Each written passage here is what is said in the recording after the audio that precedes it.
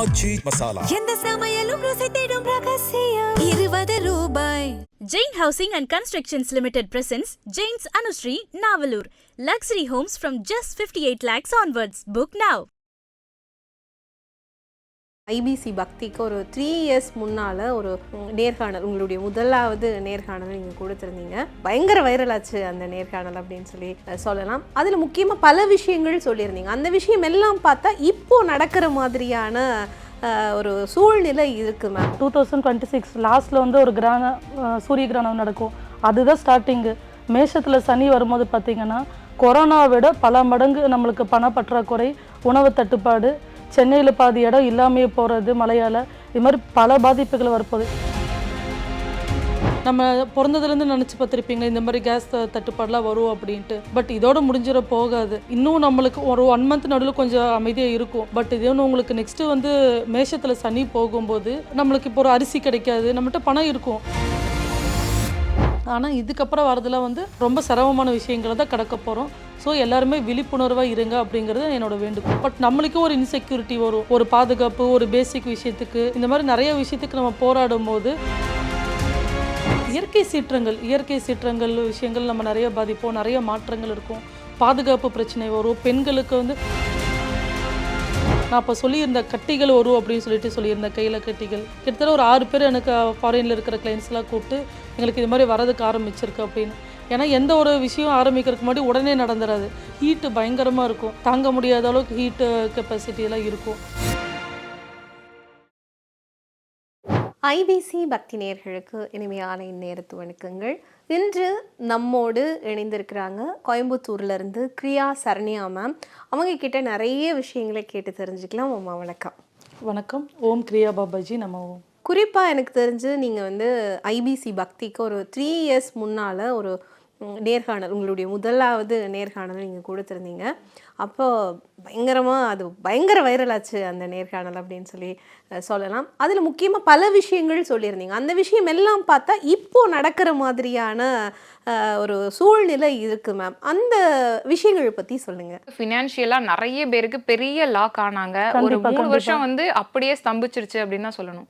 So இப்போ அதுக்கு ஈக்குவலாக இன்னொரு விஷயம் வரும், டபுள் மடங்கு நம்ம வரப்போகிற 2026 லாஸ்ட்டில் வந்து ஒரு சூரிய கிரகணம் நடக்கும்.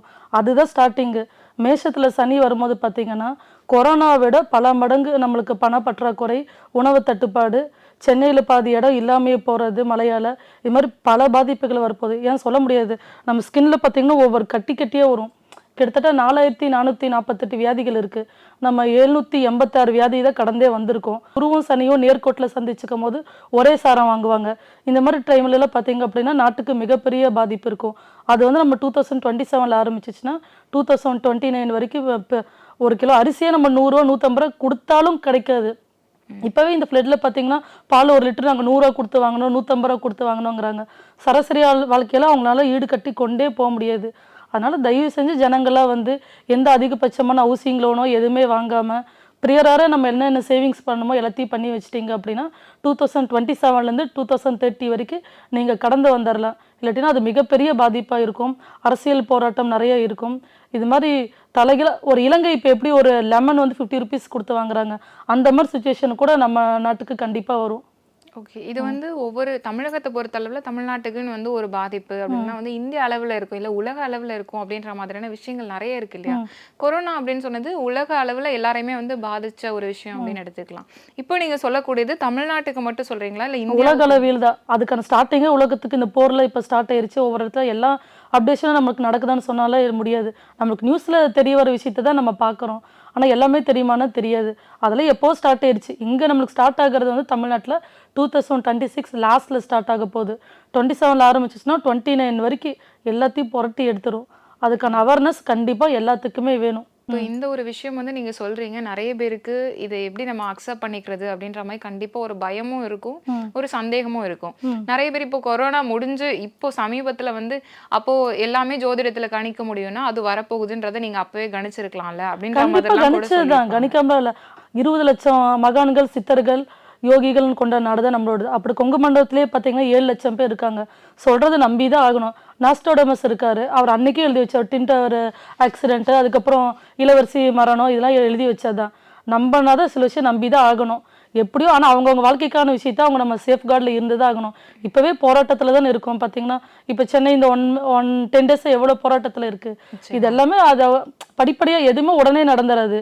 சின்ன சின்னதாக அழிவு ஆரம்பிச்சு தான் நம்மளுக்கு அந்த 2026 கண்டிப்பாக நோய் மிகப்பெரிய நோய் காத்துட்ருக்கு. அதில் எந்த வித மாற்றமும் இல்லை. கண்டிப்பாக இது நான் சொல்லியே ஆகணும். ஏன்னா அந்த டைம் நம்ம என்ன சொல்லியிருந்தோம் அப்படின்னா, கொரோனாவுக்கும் தாண்டின விஷயங்கள் பல விஷயம் நடக்கும் அப்படின்னு சொல்லிட்டு பேசியிருந்தோம். அதாவது நம்ம கையில் பணம் இருக்கும், பட் எதுவும் வாங்க முடியாது. கொரோனா லாக்டவுனவே ஒரு டிஃப்ரெண்ட்டாக இருக்கும் அப்படின்னு சொல்லி பேசியிருந்தோம். அப்போ கூட சில பேர் இவங்க எல்லாம் கமெண்ட்ஸ் எல்லாம் கூட பண்ணியிருந்தாங்க, ஆமாம் இவங்கன்னா தெய்வம்லாம் யாருமே கிடையவே கிடையாது. பட் தெய்வம் நமக்கு கொடுத்த ஒரு அரிய பொக்கிஷம் என்ன அப்படின்னு சொல்லிப்பேன், ஆன்மீகம், அது மூலிமா இருக்கிற ஜோதிடம். அப்போ இந்த டைமில் வந்து சனி இந்த மாதிரி பொசிஷனில் உட்கார்ந்து இருக்கும் போது இந்த மாதிரி கஷ்டங்களை நம்ம அனுபவிப்போம். நம்ம பிறந்ததுலேருந்து நினச்சி பார்த்துருப்பீங்களா இந்த மாதிரி கேஸ் தட்டுப்பாடுலாம் வரும் அப்படின்ட்டு. பட் இதோட முடிஞ்சிட போகாது. இன்னும் நம்மளுக்கு ஒரு 1 month நடுவில் கொஞ்சம் அமைதியாக இருக்கும். பட் இது ஒன்று உங்களுக்கு நெக்ஸ்ட்டு வந்து மேஷத்தில் சனி போகும்போது என்ன மாதிரி இஷ்யூ வரும் மேம்? நம்மளுக்கு இப்போ ஒரு அரிசி கிடைக்காது. நம்மகிட்ட பணம் இருக்கும், பட் எந்த ஒரு எப்படி சொல்கிறது பேசிக் நீட்ஸுன்ட்டு ஒன்று இருக்கும் பார்த்தீங்களா, அதுலலாம் ரொம்ப சிரமப்படுவோம். ஃபஸ்ட்டு வந்து பணம் இருக்காது, எல்லா பொருளும் இருக்கும். பட் இப்போ நம்மக்கிட்ட பணம் இருக்கும், எல்லா பொருளும் வாங்க முடியாது அப்படிங்கிற ஒரு பேசிக் விஷயத்தை, சாப்பாட்டுக்கோ தண்ணியோ இப்போ அந்த பெட்ரோல்ஸோ இந்த மாதிரி விஷயங்கள்லாம் வந்து நம்மளுக்கு 2030 வரைக்கும் நம்மளுக்கு இது கண்டினியூட்டி தான். நடுவில் பிரேக் விட்டு வச்சு செய்வாருங்கிற மாதிரி பிரேக் விட்டு நம்மளை அப்படி தான் கொண்டு போவோம். அதனால தான் அதில் தெளிவாக சொல்லியிருந்தேன், லோன்ஸ் வாங்காதீங்க. ஏன்னா நம்ம பேசிக் விஷயத்துக்கு போராடும் போது லோன்ஸ் வாங்கி நம்ம கஷ்டப்பட்டு போட்டு லோன் வாங்குற வீட்டில் நம்ம வாழ போகிறது கிடையாது. கண்டிப்பாக யாரோ தலைமுறைக்கு தான் வாழ்கிறாங்க. பட் அதுக்காக நம்மளை வருத்திக்கிட்டு லோனை போட்டு விஷயத்தை பாதிக்காதீங்க சொல்லும் போது நிறைய கிளைண்ட்ஸ், என்னோட பழைய கிளைண்ட்ஸ் எல்லாம் டெய்லி மெசேஜ் பண்ணுவாங்க, நீங்கள் அன்னைக்கு சொன்னது இன்றைக்கி நடந்துச்சு, நாங்கள் அப்போ நம்பலை இப்போ நம்புகிறோம். பட் ஆனால் நீங்கள் ஃபோர்ஸ் பண்ணி சில விஷயத்துக்குலாம் சில பேருக்கு நான் ஃபோர்ஸ் பண்ணுவேன், இது கண்டிப்பாக நீங்கள் பண்ணவே பண்ணாதீங்க, இது கண்டிப்பாக நீங்கள் பண்ணுங்க அப்படின்னு சொல்லிட்டு நம்ம லைஃப் கோச் மூலிமா சில இன்ஸ்ட்ரக்ஷன்ஸ் நம்ம ஃபாலோ பண்ணிகிட்டே இருப்போம். இன்றைக்கி அவங்களாம் வந்து ஒரு பெரிய பிரீத் விடுறாங்க, நம்ம இவ்வளோ தூரத்துக்கு வந்ததுக்கு ரொம்ப தேங்க்ஸ் மேம். பட் இப்போவும் சொல்கிறேன், யாரும் எந்த ஒரு விஷயத்தையும் உங்களோட தசா புத்திகள் எது விஷயமா இருந்தாலும் சேஃப் ஜோனில் இருந்துட்டிங்கன்னா மட்டும்தான் வாழ்கிற வாழ்க்கை கொஞ்சம் நம்மளுக்கு இன்னும் இருக்குது. நம்ம இன்னும் நிறைய சேர்ந்து கடக்க போகிறோம், நிறைய மாற்றங்கள் வரப்போகுது, நிறைய மாற்றங்கள் நம்ம ஏற்படுத்திக்கணும். ஸோ ரொம்ப கேர்ஃபுல்லாக இருங்க. இது லாக்டவுனுங்கிற ஒரு விஷயத்த மாதிரி வித்தியாசமாக வரும். லாக்டவுனில் அன்றைக்கி நம்மகிட்ட பணம் இருந்துச்சு, நிம்மதியாக எல்லா பொருளும் கிடச்சிச்சு, சாப்பிட்டவும் பிடிச்சோம். இனி வர லாக்டவுனில் அந்த மாதிரி நம்மளுக்கு ஜாலியில் நிறைய பேர் அந்த டைம் ஜாலியாகவும் இருந்திருக்காங்க. ஆனால் இதுக்கப்புறம் வரதெல்லாம் வந்து ரொம்ப சிரமமான விஷயங்களை தான் கடக்க போகிறோம்.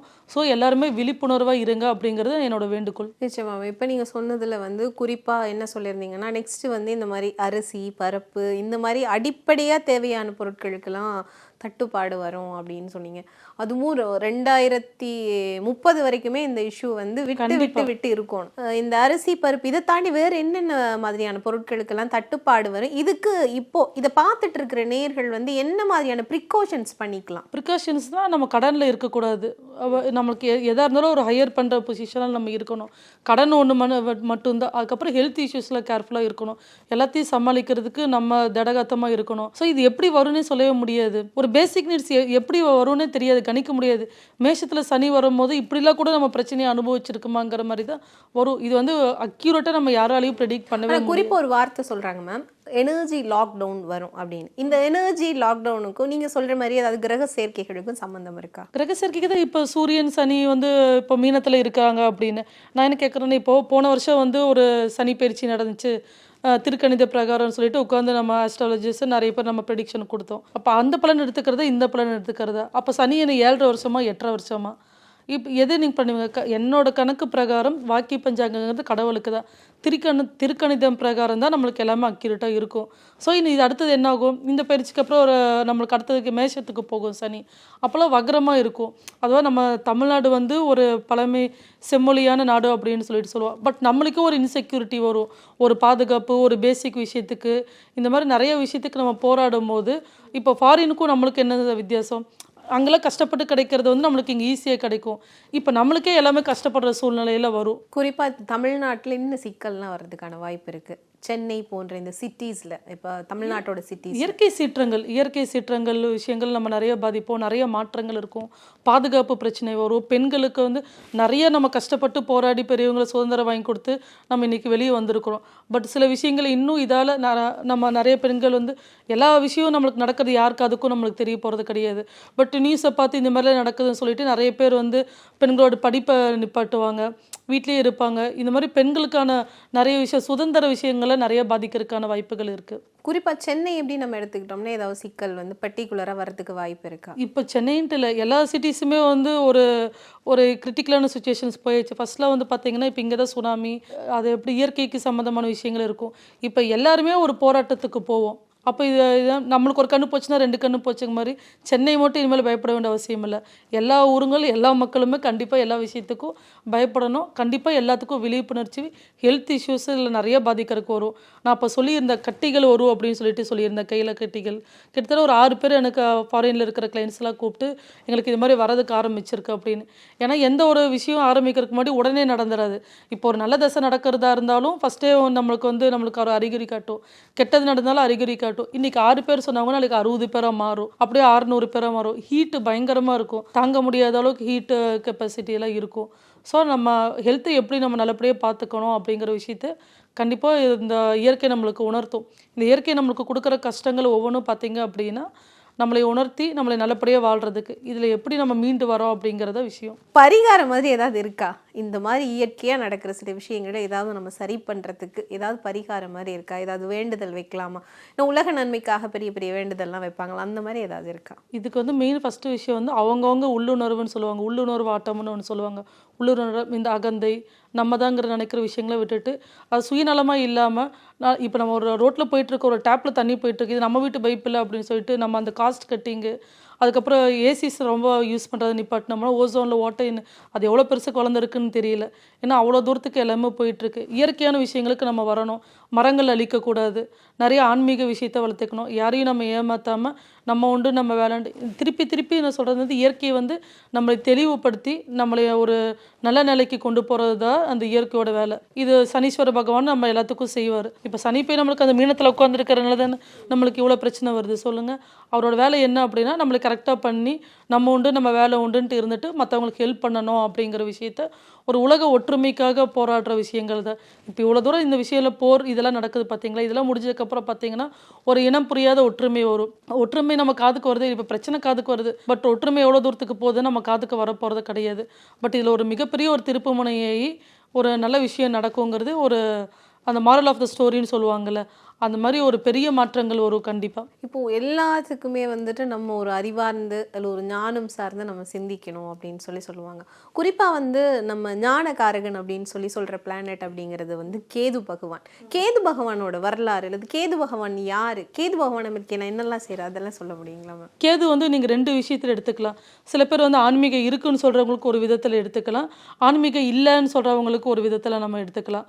அப்போ ஆன்மீகம்னு அப்படி சொல்லும்போது ஜோதிட புராணங்கள் சாஸ்திரங்கள் மூலிமா உருவான கேது வரலாறு அப்படிங்கிறது பார்த்திங்கன்னா சுபர்கள் அசுபர்கள் எல்லோரும் சேர்ந்து பார்க்கடலை கடைஞ்சிட்டு இருக்கும் போது சுரபானுங்கிற நபர் தான் வந்து அந்த அமிர்தத்தை திருடி குடித்தாரு அப்படின்னு சொல்லிட்டு சொல்லுவாங்க.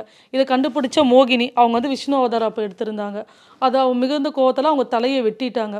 அப்போ அந்த சுரபானுங்கிற ஒருத்தரை வந்து தலையை வெட்டும் போது தான் நம்மளுக்கு உடம்பு பாகம் வந்து கேதுவும் தலைப்பாகம் வந்து ராகுவாக சொல்லப்பட்டது.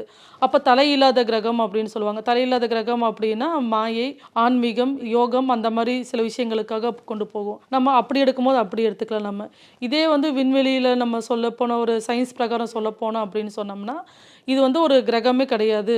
இது வந்து பார்த்திங்க அப்படின்னா லூனார் நோட்ஸ், பாதை முடிச்சுகள் அப்படின்னு சொல்லுவாங்க.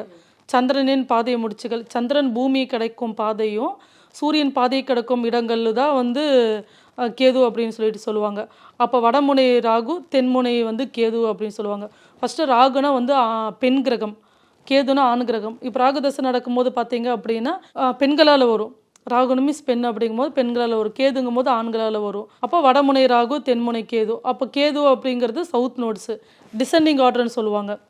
இப்போ ஆன்மீக ரீதியாக போனோம் அப்படின்னா எல்லாமே இருந்து இல்லாமல் கொண்டு போகிற நிலமை, நல்ல வளர்ச்சியாக இருந்து எல்லாமே இந்த வாழ்க்கை வந்து ஒன்றுமே இல்லை, எல்லாமே பற்றற்ற வாழ்க்கை, ஆசைகளை தொடர்ந்து மாயான விஷயங்கள் எல்லாத்துலேருந்து வெளியே வந்து ஆன்மீகம், தியானம், யோகம் இந்த மாதிரி விஷயத்துக்கு நம்மளுக்கு ஈடுபாடுக்கு செலுத்துறது வந்து கேதுவோட வேலை. ஜோதிடம் மூலிமா, பிளானட்ஸ் மூலிமா பார்த்தீங்க அப்படின்னா நம்மளுக்கு ஹைப்பில் இருப்பாங்க திடீர்னு பார்த்தீங்க அப்படின்னா. அப்போ அந்த விஷயங்களுக்கு கேது ஆக்டிவேட் ஆகும் போது நம்ம சயின்ஸ் பிரகாரம் போனாலும் நமக்கு எல்லாமே அப்படியே ட்ராப்பு டிசெண்டிங் ஆர்டர்லேயே நம்ம வருவோம். ஸோ இருக்குன்னு சொல்கிறவங்களுக்கும் கேது வேலை பார்க்கும், இல்லைன்னு சொல்கிறவங்களுக்கும் கேது வேலை பார்க்கும். இப்போ இந்த கேது பகவானுக்கும் வந்து சிதம்பர நடராஜருக்கும் வந்து இது பெரிய சம்பந்தம் இருக்குது அப்படின்னு சொல்லி நாங்கள் இதுக்கு முன்னாடி பேசுகிறப்போ நீங்கள் இதை சொல்லிட்டு இருந்தீங்க. அந்த சம்பந்தம் என்ன அப்படிங்கிறத எங்களுடைய வியூவர்ஸுக்கு சொல்ல முடியுமா? இப்போ சிதம்பரம் அப்படின்னு சொல்லிட்டு பார்த்தீங்க அப்படின்னு சிதம் அப்படிங்கிறது சிந்தனை, அறிவு. அம்பரம் அப்படிங்கிறது ஆகாயம், விண்வெளி. ஓகேங்களா? இந்த சிந்தனை அறிவோடு சேர்ந்தது தான் வந்து சிதம்பரம் விஷயம் அப்படிங்கிறது. அங்கே வந்து சிதம்பரம் ரகசியம் அப்படின்னு சொல்லிட்டு என்னன்னு சொல்லிட்டு பார்த்தீங்கன்னா வெற்றிடம். ஓகேங்களா? அப்போ அந்த கோயிலில் வந்து நம்ம மையப்பகுதியே வந்து ரகசியம் அப்படி பார்த்தீங்கன்னா ஒன்றுமே இல்லை. நம்ம மனசுக்குள்ளே ஆடிட்டு இருக்கிற அகந்தைங்கிற விஷயங்கள் எல்லாத்தையும் கழிச்சு நம்ம எல்லாத்தையும் கொண்டு வந்து ஒன்றும் இல்லை அப்படின்னு சொல்கிறது கொண்டு வந்து வைக்கிற இடம் தான் வந்து சிதம்பரம்னு சொல்லுவாங்க. ஒரு நாளைக்கு மனுஷனுக்கு வந்து 21,400 சுவாசங்கள் நம்ம விடுறோம். கோபுரத்தோட அமைப்பு பார்த்தீங்கன்னா அந்த ஒவ்வொரு உள்ளுக்குள்ள 21,400 ஆணைகள் அடிக்கப்பட்டிருக்கும். 9 துவாரங்கள் தான் சின்ன கலசமாக வச்சுருக்கோம். அப்போ அது எல்லாமே வந்து கனெக்டட் தான். இப்போ கோபுரோட அமைப்பு பார்த்தீங்க அப்படின்னா உடல், மனம், ஆன்மா அதை நோக்கி தான் வந்து கோபுரத்தோட அமைப்பு இருக்கும். அப்போ உள் நடனம்னு சொல்லிட்டு ஒன்று சொல்லுவாங்க, ஆக்கம், அழித்தல், உருவாக்குதல் அப்படின்னு சொல்லிட்டு. அந்த ஆக்கங்கிறது நல்ல விஷயத்தங்களை, அழித்தலுங்கிறது கெட்ட விஷயத்தை அழிச்சிட்டு உருவாக்குதல் நம்ம மனம் அப்படிங்கிற ஒரு விஷயத்தை செம்மைப்படுத்துறது தான் மெயினாக. எல்லா கோயிலையும் விட சிதம்பரம் கோயில் தான் தியானத்தோட கனெக்டடான விஷயம். அப்போ நம்ம கேது திசை நடக்கும் போது மனுஷனாக இருக்கவங்க எல்லோரும் அங்கே போய் கண்டிப்பாக அந்த இறைவனை வழிபட்டுட்டு வரும்போது நம்ம மனசுக்குள்ள ஒரு வெற்றிடங்கிற மனசுக்குள்ள வெற்றிடம் வந்துடுச்சுனால என்ன, இப்போ கேதுவோட வேலை என்ன, நம்மக்கிட்ட இருக்கிற அத்தனை விஷயத்தையும் எடுத்துட்டு நம்மளை வந்து ஒன்றுமில்லமாக்கிறது தான் வந்து கேதுவோட வேலையாக இருக்கும். அதாவது மற்ற கிரகங்களும் இந்த கிரகத்துக்கும் நிறைய வித்தியாசம் இருக்கும். ராகு வச்சு கொடுத்துட்டு போயிடுவார், அதுலேருந்து எப்படியோ மீண்டு வந்துடுறான். கேது வந்து மனுஷனோட உண்மையான நிலை மாயங்கிற விஷயத்துலேருந்து வெளியே வந்து நம்ம வாழ்க்கைக்கு என்ன தேவை, மூச்சு காற்று கரெக்டாக. இப்போ ஒரு நிமிஷத்துக்கு வந்து பார்த்தீங்க அப்படின்னா கரெக்டான மூச்சு காற்றுனா 15 வாட்டி தான் நம்ம மூச்சு விடணும். பட் நார்மலாக நம்ம எவ்வளோ விடுறோம், 30 வாட்டி விடுறோம். அது வந்து தவறு. அப்போ அது வந்து அது சும்மா வந்துடாது, ப்ராக்டிஸ் பண்ணுவோம். அப்போ அந்த உடம்புக்குள்ள நம்ம அந்த ப்ராக்டிஸ் பண்ண நம்மளுக்கு இந்த உலகமே ஒன்றுமே இல்லை அப்படிங்கிறது காட்டுறது தான் இப்போ நடந்துட்டு இருக்கிற இயற்கை சீற்றங்களாகட்டும், இல்லை கேதுவோட வேலையாகட்டும், மனிதனுங்கிற மாயையிலேருந்து வெளியே வந்து நம்ம ஒன்றுமே இல்லைங்கிறது தான். இப்போ ஏர்செல் ஓனரோட பையன்லாம் பார்த்தீங்க அப்படின்னு சொன்னீங்கன்னா அவரை எல்லா சொத்தையும் வந்து எழுதி கொடுத்துட்டு அவரும் ஒரு ஆன்மீகத்தை பண்ணி, இது வந்து அந்த கேது இயக்கும். அவங்க தியானத்து மூலியமாகவும் யோகத்து மூலியமாகவும் இயக்கி நம்ம வாழ்க்கையில் ஒன்றுமே இல்லை, என்ன இருந்தாலும் கடைசியில் எங்கே போக போகிறோம் அப்படிங்கிற விஷயத்த ஸ்டார்டிங் நம்மளே உணர்ந்துட்டோம்னா கேது நம்மளை டிஸ்டர்ப் பண்ண மாட்டார்.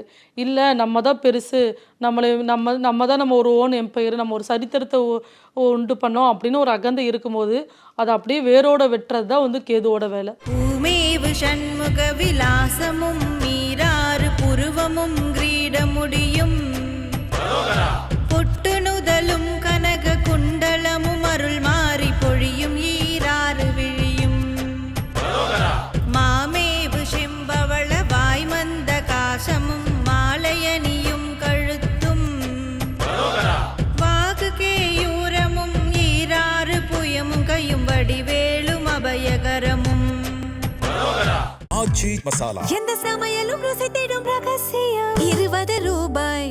Jain Housing and Constructions Limited presents Jain's Anushree, Navalur. Luxury homes from just 58 lakhs onwards. Book now.